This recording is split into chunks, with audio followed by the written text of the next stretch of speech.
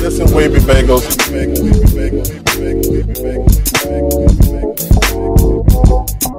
Hi, this is T. It's Joey. And Quana. Welcome to Views from the Chixx, a music podcast where we discuss music as it pertains to everyday life.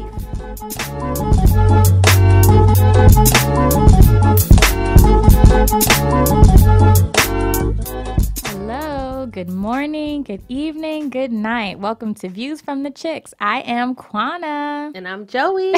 And we're here with... We are here with Krista. Hi. How you doing? Thank you for joining us.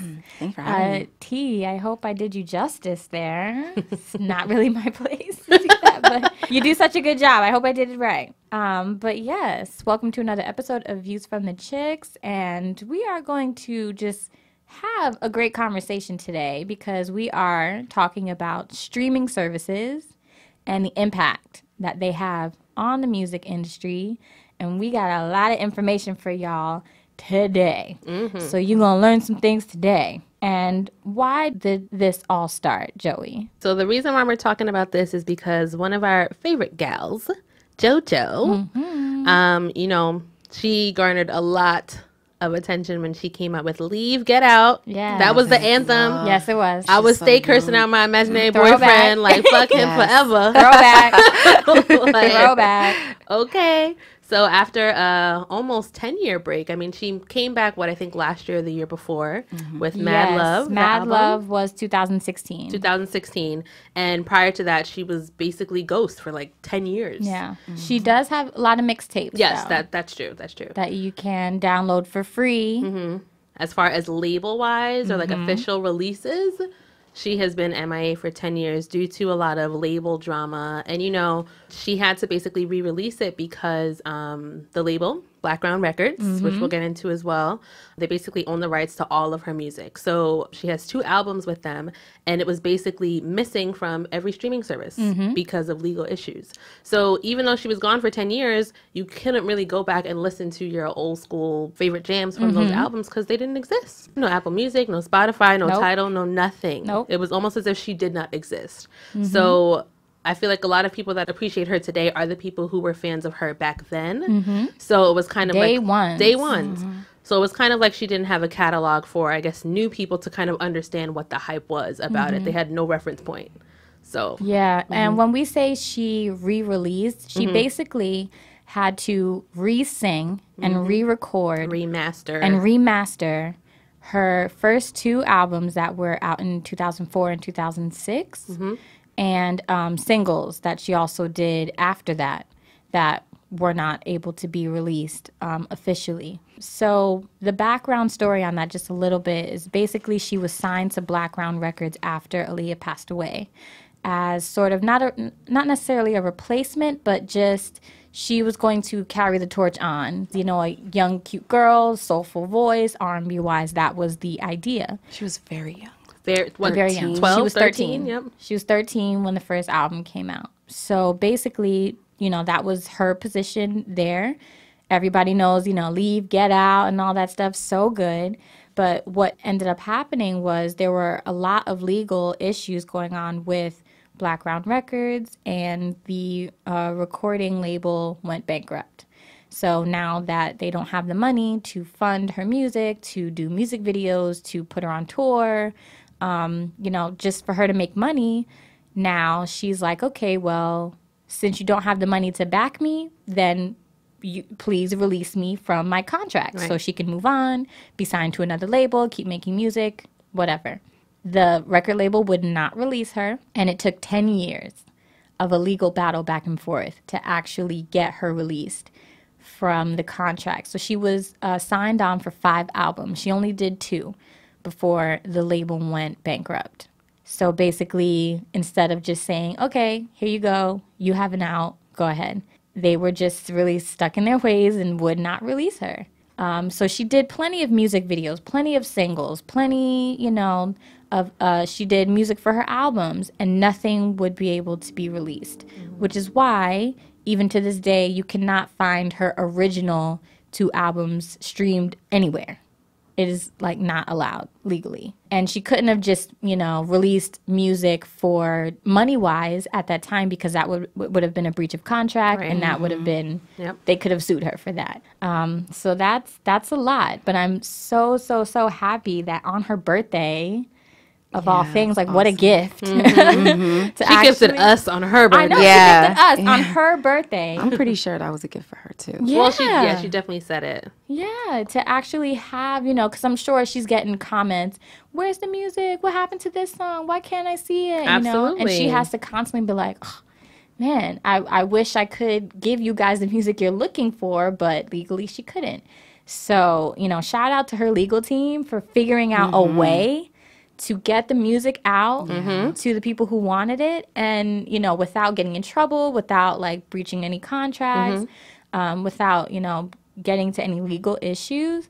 Like, shout out to them. That's a lot of artists struggle. It's a lot. In their career. Yeah. A lot of Lil Wayne went through that as well for a long time, but a lot of people go through that. It's really sad that their art is stopped like that. It's crazy. I do want to read like a little excerpt from her Instagram post after she did release these things. This is after she released it, and she got basically everyone's reaction to it. So she says, "Wow, your response to me re-recording my first 2 albums has taken my breath away. I've tried to read through literally every single comment. You guys are making me so emo. What the hell? To see an album I first made at 12 and another at 15 at the top of iTunes album charts is just crazy." Oh, congrats. That's awesome. Honestly, I wasn't sure if it was a good idea, and my team checked all the legalities to see that it would be okay, so we're good. But I was so sick of seeing my fans day in and day out ask me where my old shit was. Not being able to give them what they deserve made me so mad. I felt out of control for so long, and I was fucking tired. And she did enunciate on the I. Okay? She said tired. I couldn't stand for it. This is for my day ones. This is for the amazing creatives who shaped these songs with me, and so they can finally collect the publishing that is rightfully theirs. Wow. So they weren't even crazy.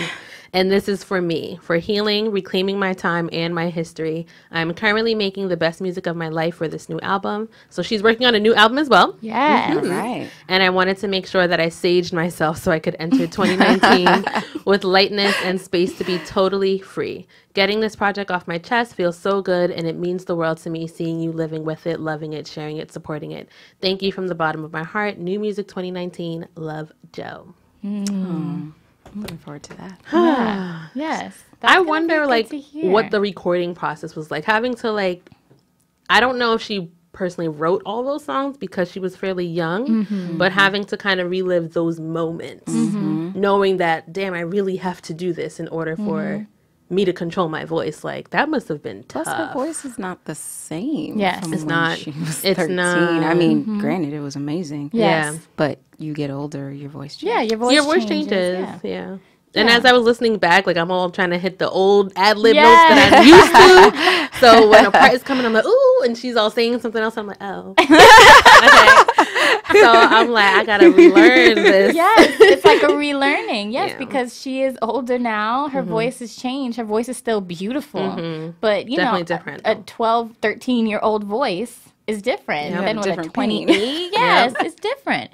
So, and shout out to the people who, the writers and the producers, because they weren't making money off of this either. That's wild. Man. There's a team. How did they not sue the label? Like, all those other people? We will get into all that too. Okay. Because the label has plenty of lawsuits against them. So, Okay. So we're bringing this back. Basically, we're going to give you a history lesson because Jojo was signed to Blackground Records, which was the same label that Aaliyah was signed to, which was co-founded by Aaliyah's uncle, Barry Hankerson. That was her uncle? That was her uncle. Yeah. That was her uncle. And basically, I guess, I'm trying not to be too long-winded here, but I'll just give you some quick insight. So Barry Hankerson, who was not a music executive to begin with, I think he was in politics at first. He was Aaliyah's uncle, and he started Blackground Records, co-founded it with his son, Jomo. Around this time, he had actually gotten married to Gladys Knight. And he was married to Gladys Knight for about 5 years before they divorced. And a funny thing is Gladys Knight had an interview and someone asked her about Barry, and they did not like each other. They were not fans of each other when they first met. They were not cool. Like, he thought that Gladys Knight was like, a spoiled star, and she thought he was evil. And it's just weird how they ended up married. So basically he wanted to, sign Aaliyah. And he was basically her manager. Even before he started the label, he was her manager from a very young age. So he sort of groomed her to grow up and, be the star. She was on Star Search. And then once he started the label, he signed her to the label, of course. So I think it was around the time of the divorce from Gladys Knight, then he was looking for, more people to join the label and more stars. So that's how he found R. Kelly. Because in Chicago, found R. Kelly. A little judgment in that. A little judgment. Discovered him. Keeping my comments to myself. Yes. And Complex magazine Complex.com did a fantastic article on this. And it is super long, and there's a lot of information, but it is very, very interesting. And the name of the article is called "The Inexplicable Online Absence of Aaliyah's Best Music." So this came up because, JoJo released her remastered, and I did some digging just to kind of get more info on, like, man, how could this happen? Like, how could, it take her this long to get to where she is now? And after reading this article, there's so much information. So basically, he founded R. Kelly. He executive produced his first 4 albums. And, everyone could see that R. Kelly was a gifted songwriter. But even at that time, he was a rumored sexual predator. Even at that time. So, that's been a long time going. These stories and rumors that we've been hearing and all these things that have been going on. So even at that time, that was a problem. So, people were like, are you okay with that? Like, are you still going to work with this man? Even though, and, yes, he did. He worked with him. We're not sure how much Barry Hankerson knew. I'm sure he knew something. Or if he even really cared at this point, because R. Kelly, as a musician, is gifted and he's making money. So it's, people will decide what they will stand for, what they won't. But yeah, basically, he introduced him to Aaliyah when she was 12. Wow. Yeah, when she was 12. Wow. When she was 12. And he had him produce AJ Nothing But a Number, the first album. So funny enough, which I didn't really get much information from the article on here, AJ Nothing But a Number, Barry Hankerson does not own those masters. Which is why you can find Age Ain't Nothing But a Number on streaming services. But One in a Million and herself, yeah. So good. It's a shame. It's like a real shame. But One in a Million and her last album, her self-titled, those he owns the masters, which is why you cannot stream those, find those, buy, like, you can't even buy them. It's crazy. You can't even buy it on iTunes. Luckily, I have the CDs. Yeah, I have the CDs. Yeah. Back in the day, they had, what was it, like CD Baby or something like that, where you have like the monthly subscription and they mail you CDs per month. So that was in the box. Yes. Luckily. Yeah, I have the hard copy too. I have to actually go through my mom's art, like her look attic for it. to find it. Yeah, but I got interested and I went on eBay and I went on Amazon to see, like, let me see if I could just order it on Amazon. The CD itself, and you can. Most of it is used. Yeah, it's not new. Definitely. And it is from other countries. A lot of it, like from Europe, like people who are selling things that they have, and a lot of it is expensive. Like some of them, like a deluxe version might go for $20 or more. Yeah. I've seen like I know there's a vinyl that I saw that was like $150. Damn. Wow. Yeah. So it's like it's hard to come by now. It's not really readily. Dang, I really gotta go look for mine. Right? No, seriously, go look now. Go look for it. Go look for it. Like, make sure you have it. I had that deluxe. I Care for You. Yeah, I had both. When you open it, I had both. Yeah, you could read the lyrics. Yeah, that was the first thing I learned on piano. Really? I Care for You and Fallen. Yeah. All right, we got homework, guys. We gotta go look for our CDs. No, seriously. Everybody out there, go look for your old CDs and make sure you keep them somewhere. I got JoJo's CD too somewhere. Yeah, me too. Yeah, I can look for that. Yeah, you never know with the streaming services or legal battles. You never know if something might go missing. You just don't think about that. You're just like, okay, well, now everything's online, so it'll be there. But when you don't, you panic. You panic. Wait, why is it not there? Was it Best Buy that like stopped selling physical CDs now? I think it was like over the summer or earlier.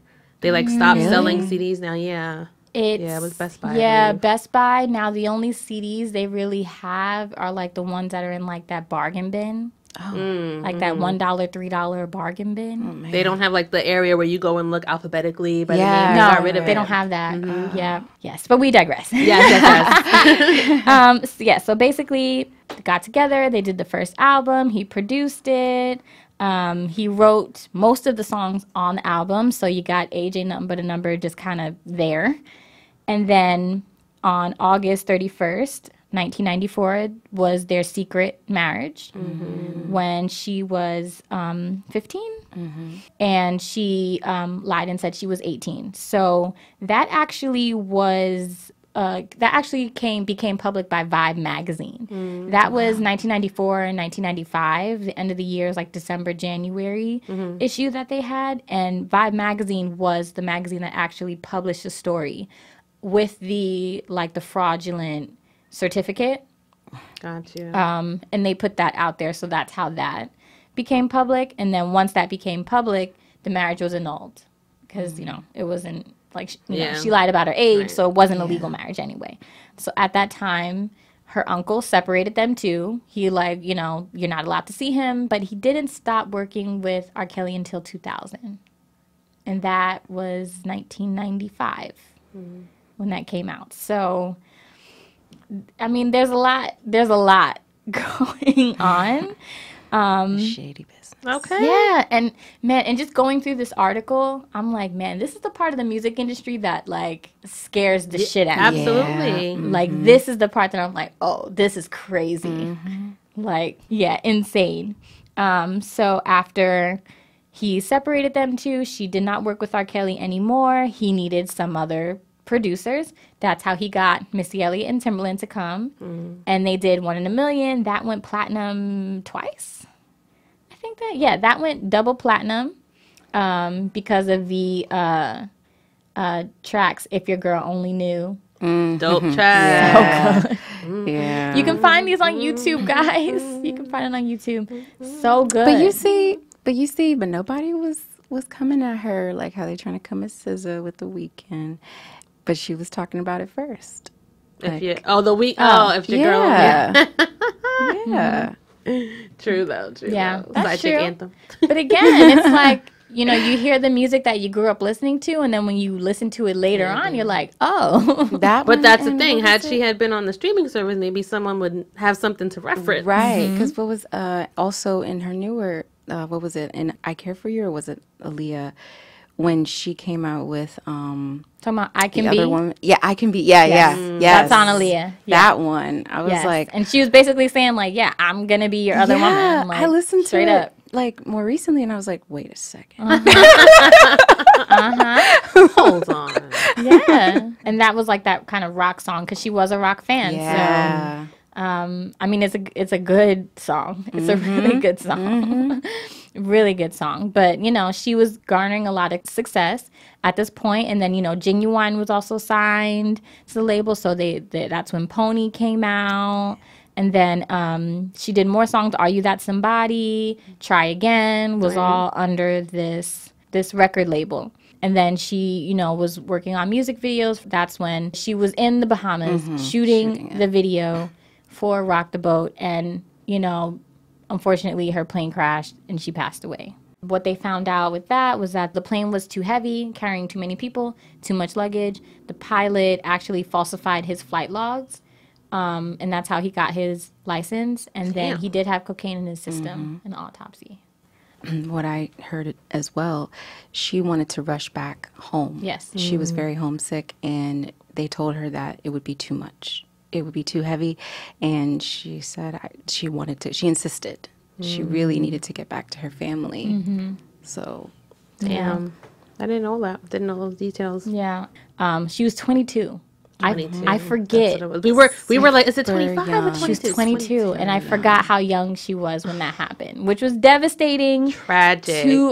Devastating. And at that time, when that happened, the internet wasn't a big thing yet. It wasn't. It was like, oh, I saw it on the internet, and it's like, no, you're lying. The internet is fake. Like, it's not a real thing. Right.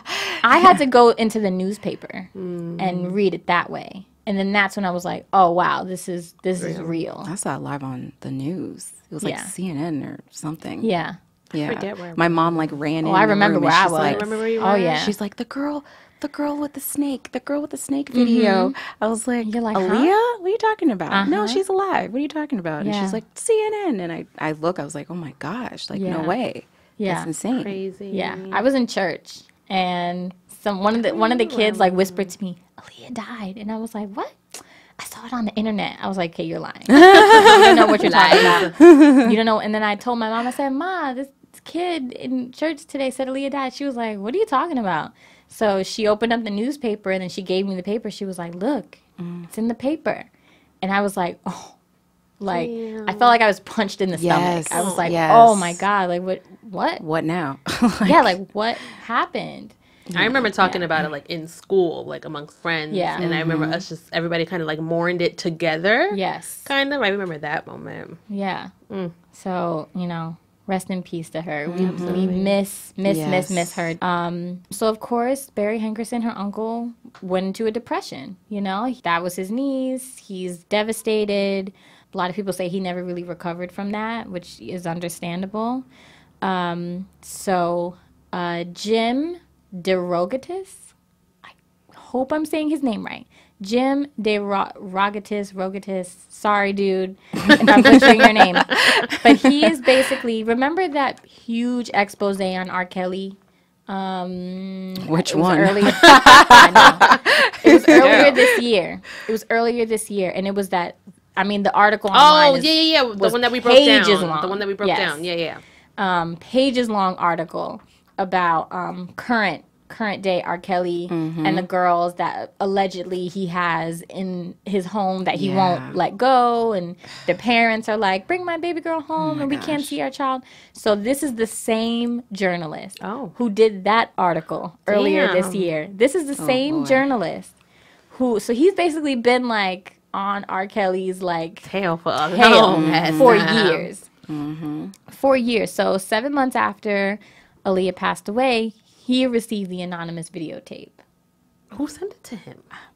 Well, it's anonymous, obviously. Not sure. But he received the anonymous, infamous R. Kelly videotape, and he released it to the public. He's the one who sent it to the press. So I can see why he would come back and try to write this article currently, because he's kind of like, okay, well, I don't got closure from this because he's still out here. And like back. So he's like, I gotta do it again. He's like there's like those people chasing OJ. Yes, just like I have more information. I'm releasing it. Yes, so he was the one who actually released it to the press, and he turned the tape over to the police, and that's how it got public. A lot of people think it was Barry Hankerson who sent it to him. Because at that point, Aaliyah was passed away. She had not worked with R. Kelly in a while because, he had separated them two. Maybe he had some guilt. Going on for whatever. Maybe. And also, this is information that we know publicly. The Lord only knows what happened in private. Yeah, you know exactly. what I mean? Yes. This is only what has been given to us via these articles and this information, all that stuff. So, people thought Blackground Records would keep going once Aaliyah passed away because there was still Timberland, there was Static Major. Oh, yeah. Oh, I remember. Yes. Static Major. I think he also passed away a couple years ago. So there was Tony Braxton, Tank. There was Timberland and Magoo. They had a couple albums as well. So after she passed, is that kind of why it went into bankruptcy? Like he was just like not active anymore after that incident? Well, basically after she passed and after they signed Jojo to kind of like carry the torch, there were a lot of legal issues against Barry and against Blackground Records because people were claiming that they were not getting paid. So it might have been depression. It might have been something going on personally with the loss. But basically, people were like, I've been doing music. I'm a producer. I'm writing. I'm not getting my money. I'm like, and then once the legal battle started rolling in, that's when Blackground basically became defunct. Gotcha. Yeah. I think it really was his own emotions and guilt and things like that, because I remember I could like see it in my head in the behind the music when he was speaking, and he just like lost it. He was just sobbing the entire interview about it. So I mean, it could be that he's just like, forget it, I don't care about it anymore. Yeah, because basically that's something else that there isn't really explained. It's like inexplicably, Blackground stopped releasing music and artists stopped getting paid. So that could be it. Yeah. So there really wasn't any sort of reason given, and at that time, music was coming off of CDs and moving into MP3s, right, and streaming, right, which is how we get to where we are today. And Blackground did not participate in that. So now you have Toni Braxton suing Blackground in 2007 for breach of trust and misrepresentation. And she's saying that, she's making music, it's not being released. Then 2009, Timberland sued Blackground as well, saying that the label refused to provide financing for his third album with Magoo. And he couldn't actually be a producer, because he's being stunted. And 2013, JoJo filed her own suit because Blackground refused to release her third album for more than 6 years, even though she delivered a lot of audio masters to Hankerson. And then a former producer on Blackground, Jeffrey Walker, sued the label because he received a tax bill from the IRS for $200,000 of reported income that he says he never received. Shit. And that case is ongoing. And it actually says that the checks were cashed. Wow. Who the fuck is cashing this shit? Wow. So, that's an ongoing case as well. And a lot of the artists that were on Blackground all declined to comment. So Timberland, JoJo, when publications like Complex do these sort of articles, they will reach out and say, hey, do you have a comment? Do you want to add something? All of them was like, nope. No. And JoJo actually did give a small comment when she was talking, because now she's signed to Atlantic. Right. When she was talking about this whole part of her career, her quote goes, "I'm not entirely clear on what I'm not supposed to talk about because I want them to leave me alone. It was such a strange and scary time, threats and a lot of drama." So for this story, she declined to even comment. That's really all she'll say. Yeah. Or she just says, I don't own my voice. Like, ask them. I don't know anything. Yeah. Which seems to be true because we don't, even with all the research that you did, there's still clearly no real reason or explanation. And it's really sad because I feel like those artists, Timberland, JoJo, Aaliyah, like those were really just the main artists of that time. And then it's like you can't even get that. And it happened before, like you said, right before the MP3 movement and that type of thing. So it didn't even get to go to this streaming that we do now. That's all we do. Yeah. It like stayed in a certain part of history, like on a CD. Yep. Yeah. And now it's like, which sucks because there are people, even older, than that or passed away longer ago and they're streaming. So it's like, what? How did this happen? Yeah. And it sucks because it's R&B, That's something we're not getting really right now, so we need to go back and listen to that. And we don't have that, from these artists. So yeah. And just to kind of bring it back home, it's, a lot of people are concerned that Aaliyah's music is going to just kind of fall off the end of the earth. Yeah. And then, like, will my daughter know Aaliyah? Yeah. If I play it. Right. Oh, I'm playing it. And then I got to, exactly. But now you got to go find your own CD to do that. A CD. Or YouTube. And now I have to find a CD player. Yes. Because my new laptop doesn't even have No. CD. I was like, what? Yeah. I found all of like my binder of my old mix CDs. You know, when you can try to make your playlist on that 80-minute CD thing. I can't play them unless I'm in my car, but I'm not gonna sit in my car for hours. Just you know what I mean? Yeah, we have a CD player in the car. My laptop I bought 2013, so that one does have a CD player. But most of the ones now you have to buy an external CD player. Yep. Crazy. Yeah, It's so crazy. I found my old Walkman. And I was like, yes, it still works. I think that's the last thing I was listening to Aaliyah on. Was my Yes, Walkman. was a Walkman. My Sony Walkman. That's what I was listening to. Yeah. Damn. Yeah. And it's like, I mean, thank goodness that JoJo and her team found a way to take that old music and bring it forward so that people could actually have access to it. And hand clap for her for having the energy to have to go through that whole 10-year battle and still put out 2, not 1, not a single, but 2 full-length albums and the singles. And the singles. Like, everything. You have to, she's dedicated. Like, this is my voice. Like, dedicated. I feel like it's up to Aaliyah's family to pursue that, and I feel like they just gave up on it. It's really sad. But now, like, I honestly didn't even know that Barry was her uncle. So now that I know that he is related to her, I'm just like, you know, that's probably another layer with him and the family because they're all related too. So that's kind of like a whole But they jumped in to finish her things. Like her brother finished the voiceovers in what was when she was a vampire? What was the Queen of the Damned? Queen of the Damned. Yeah. He finished her, you know, her vocals and stuff like that on that, but that's as far as they went. They just, I'm like, wow, you just let her music die like that? They were I mean, that movie was horrible that came out on Lifetime, but they were anti a documentary, period. Yeah. And like, that's they what didn't you even get. want one, like, period. That's what you get when you don't have a hand in it and you're not pushing for it to do it yourself. You get this crap. I'm sorry. Lifetime usually does a good job on some things, but that was horrible. I did not watch it. You don't need to watch it. Okay, I am gonna watch the R. Kelly one. I refuse. I can't get that time back in my life. Okay, I'm gonna watch the R. Kelly one though. That's coming out. We're gonna review that one. Oh yes, that isn't that like a 3-parter? Yes, it is. We got to talk about that one. He's got a lot of drama, but very interesting. Yeah, and it's a lot because, you know, there are so many albums that were actually made under Blackground that cannot be released. So we have JoJo's 2 first albums.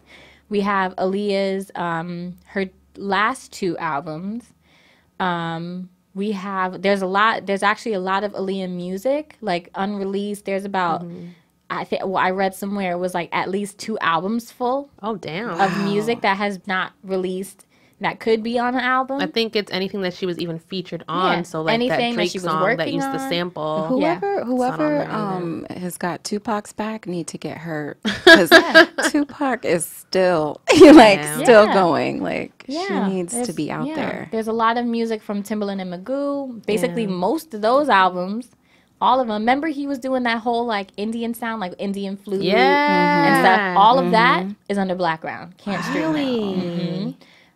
Tony Braxton has an album called Libra that is under Blackground that has not been released. Tank has about 4 albums. Which I didn't realize. That's like 4 or 5 albums.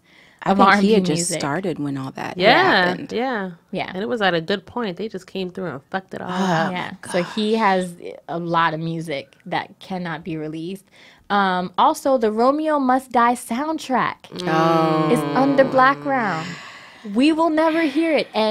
And what I was reading also online is that album was made by Aaliyah and Timberland. And it would basically be the same thing as Kendrick's album for Black Panther. Oh, yes. So basically, Aaliyah and Timberland picked artists. So I think they have... DMX was on there. Yeah, DMX. There's Destiny's Child. Back in One Piece. Ooh, that is a good song. Love that song. So yeah. But yeah, they basically handpicked different artists. So like DMX, Destiny's Child... to basically make songs to go back to this movie. But because it was on Blackground, you will only hear it on the movie. That fucking sucks. That sucks. And I was like, as I was reading, I was like, I have never heard that soundtrack. You don't even think about it. Like, no. And but when I see the movie, And I'm like, oh, Luckily, the they music was played so it. good. Yeah, luckily, at least the movie is out. Yeah. Man, it's so good. And I'm like, yeah, I've never actually sat down and listened to the soundtrack. And now we know why. Yeah. And it sucks because, just back in one piece, just like the music. I remember that music video Yeah, too. me with the too. dog and all that. So good. Yeah. And that's just another part of musical history that is not able to be streamed or readily available for us. I wonder if there's a CD out. Might have to search for that, dig for that on Amazon as well. I know. Yeah. So then the question, in general, do you guys think that this has definitely impacted, like, at least for Aaliyah's sake, her legacy? Yes. You know, overall. Yes. Yeah. Definitely. I think she would hate this right now, that no one can, new generation, like they can't hear her music except for through samples or something like that. And even then the kids are like, oh, who is that? Who's that? They don't even know who it is. And it's really sad because she had like that R&B, she had it down. Everything. She was amazing. We see that whole like tomboy R&B-esque. And, you know, I feel like because we don't have Aaliyah to reference, people always take it even further to like Janet Jackson. Granted, we know that she kind of, you know, did that, but Aaliyah would be someone that they could even like be like, oh, you know, she did it too. You know, so they don't even have that. You have to really dig for that. Like they have bits and pieces. Bits and because pieces. we grew up there. We know the whole We know. thing. But they only have bits and pieces. So they have the samples, you know, because, you know, Drake loves Aaliyah. Oh, yeah. So he used the samples. And then like Chris Brown, doesn't Chris Brown have a song using Aaliyah? A sample? But even when they do that, you know, they talk about it, that it's hard. Yes. It's hard to get it. Well, Enough Said was the song that Drake and 40, his producer, did using using one of Aaliyah's unreleased musical samples. And that was actually pulled. Okay. So you can't even stream that one either. It's crazy. Yeah. It's interesting. Very interesting. And it's like, you know, the new kids, they can easily, YouTube it, but they don't even know of her to even want to even get there, to do that. You know how I was listening to it the other day? I sang it to myself in the shower. You know what? I was on YouTube. Damn. I was on YouTube. And, you know, on YouTube, because you don't want to get your post taken down, you may have to, like, change it a little bit so that it's not the exact audio. Yeah. You know, so it's hard because even then, even if it's on YouTube, it's not the exact same audio. When people put songs up there, a lot of them will speed it up. You can speed it up by like a second, and people will be like, oh my God, why is this sped up? And it's for that reason, it's because now the song or is they altered. slow it down. Or they slow it down. Second, I've heard that too. Right. Yeah. Or they'll add they'll make it loop at the end for like an extra second or so because now the full length of the song is technically different. So I'm like, oh, okay, interesting. People try to figure out a way around these things. But streaming is really important. It is. It's really important right now. Now it's like a competition. Yeah, we have so Streaming. many now. We have Spotify, Tidal, Apple, all that. Yeah. Which one do you think is the most? Which one do I think? Listen, I'm biased. I have an iPhone, yes, but I love using Spotify.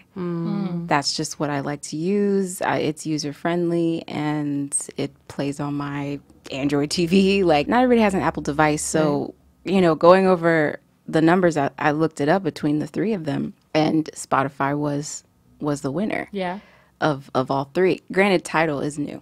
Yes. Tidal is newer and things like that, but I feel like you're limiting yourself. Like, I feel like with this battle of, you know, Jay-Z, like, I'm not going to be on this, and Beyonce, His music, like, I'm not going to be on that. I think more so recently he's put his music on Apple, but I don't think it's on Spotify. It's something like that. No. Yeah, Something some like of his that. albums I can't find. Lemonade, I think they said Lemonade, isn't on it had Spotify, like or- on Spotify when I looked it up, it said a little disclaimer underneath that Lemonade will not be available on Spotify. That's like crazy. That's because it's Tidal. Yeah. You know, they have these exclusive rights because It's you can on have, Apple. Yes, now, but I think is. it came on, even when the Carters released their album, I think that came on Apple after Yeah. it Yes. released on Tidal. It was about a couple days yeah. after. Like when Lemonade came on, it was only on Tidal, and I was Yes. just like, "Shit, I'll get this 30-day free trial." For sure. real. Like, I think I did. how many emails I need? Like, Yeah. But that's signing the out. thing though. Like, I feel like that's where they're lacking. Like, where Apple and Tidal are lacking is you can have Spotify for free. Yeah. You'll have commercials, but oh well. And you can access it everywhere. Yes, that's The tablet, your iPad, the computer. So I feel like limiting yourself, you're losing out on listeners and music and making money, even though they say that they're losing money streaming. I think you can make money. I think. Well, who said they're losing money streaming? Artists. Like, I think, well, I think, for example, I mean, you know, we always rag on her, but Taylor Swift had an issue with Spotify where she actually pulled her music from Spotify for a while. That, because I forget exactly what it was, but I think she was saying, like, either the label or Spotify was making she wasn't making enough, basically. And we all know she has a huge following. So the amount of plays that she's getting on there is, like, crazy. Yeah.